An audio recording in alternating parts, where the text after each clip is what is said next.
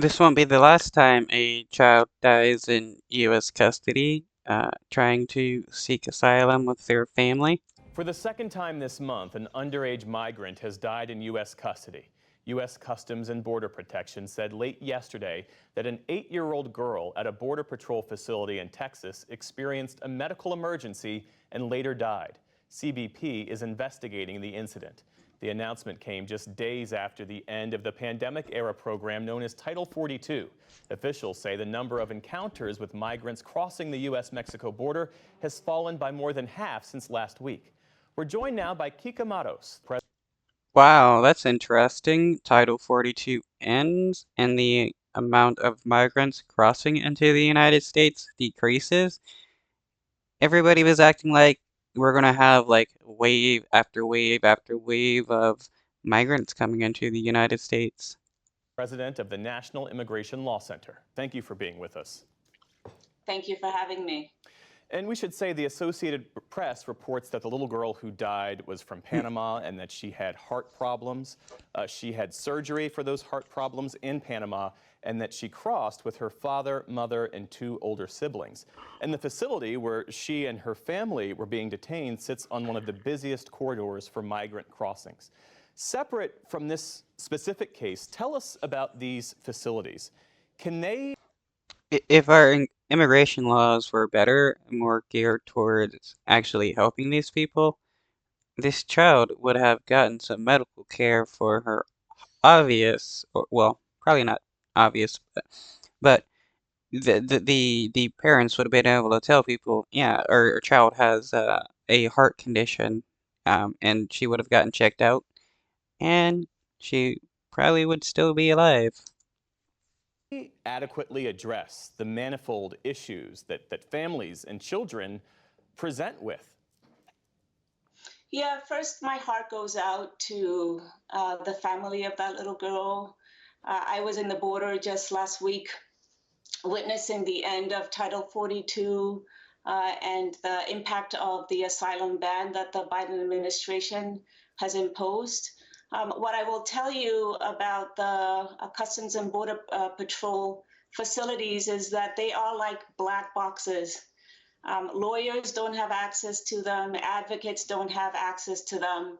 And we know that the conditions right now are extremely overcrowded. The history of CBP facilities are stories of inhumane conditions that no human being should ever have to confront. Before Title 42 was lifted, U.S. officials said that they were preparing for as many as 11,000 people crossing the border a day. At the end of Title 42, encounters dropped to less than 5,000 people. What accounts for that? I don't know the answer to that, but I will tell you that I was in the border last week, and what I saw were thousands of migrants following the regulations that were imposed by the United States government, patiently waiting for their appointments.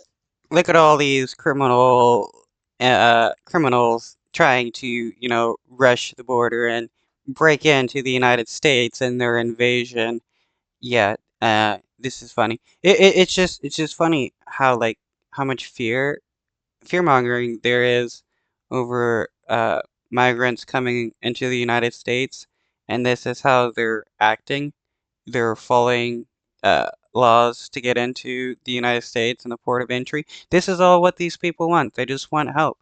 Give them help, and yeah, they won't have to climb over the border in order to get into the United States seeking help. On the Mexican side of the border.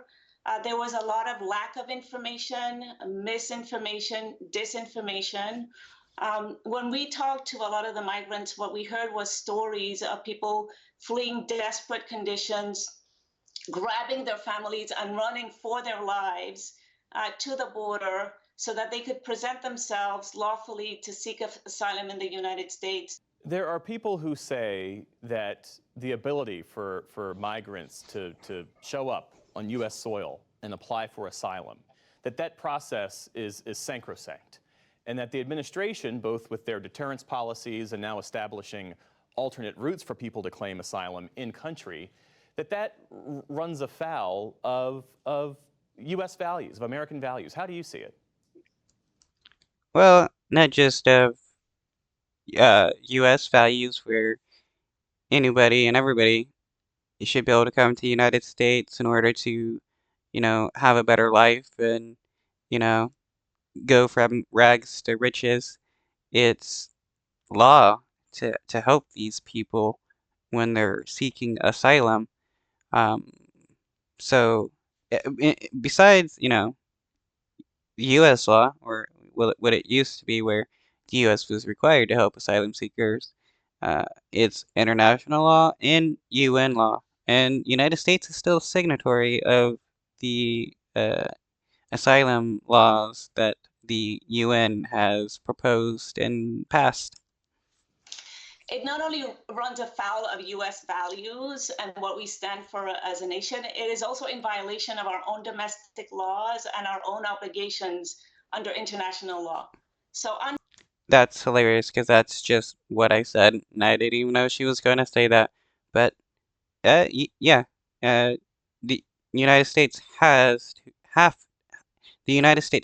to give asylum seekers the ability to come into the United States, process them, see if they have a valid claim, and give them help if they do. under the US law, anybody who seeks asylum has a right to come to the US and present themselves, whether they do it at an airport, whether they do it at a port of entry, whether they cross the border and do it. We have an obligation. Yeah, even the UN law says that it doesn't matter how these people get into a nation that has asylum protections. If they request asylum, they have to be processed for that. And under US laws and our own allegiance to international laws to do that. This asylum ban, and I'm using those words intentionally, makes it impossible for people to access political asylum in the United States. What did The asylum bans is actually a violation of international laws, and I'm it's surprising that the international community isn't rallying against this. I mean, I guess they don't care that much with other things going on, but s- the UN should be speaking about this. It appears those policies are working. Is there another way that you can achieve both goals? We have an obligation to allow people to present themselves to seek asylum. That does not mean that everybody who seeks asylum to the United States should be granted asylum. We have an obligation to follow our own domestic laws. I should also note that we have a deeply broken immigration system. The last time we saw comprehensive immigration legislation take place in this country was in 1986 under Ronald Reagan. What that means is that we have for decades dealt with a deeply broken immigration system that has very few avenues for people to legally come into the United States. We hear a lot from people saying, well, why can't they do it illegally? The truth of the matter is that our system is broken and Congress refuses to act. Yeah, actually, the more laws that are put in place to restrict immigration, the worse it actually becomes because then people are unable to exit the United States, so they get stuck in the United States as undocumented workers or something, when previously the flow of people going in and out was pretty steady, and these people wouldn't stay here that long. But when you make these restrictions, it traps people here. Um, Good video to watch is Adam Ruins Everything about immigration. That will tell you everything you want to know about how broken our system actually is. For a long time, border crossers were mostly single men, and that has shifted over time to include families and unaccompanied children. Have our policies, have the resources, have the infrastructure along the southern border adequately shifted to account for that change? No, look, I spent 4 days last week in the border, and we met with people who are on the Mexican side of the border, waiting patiently to be given appointments. We visited encampments, we visited shelters, we met with families with young children. These encampments, the conditions in these encampments are deplorable. They're inhumane.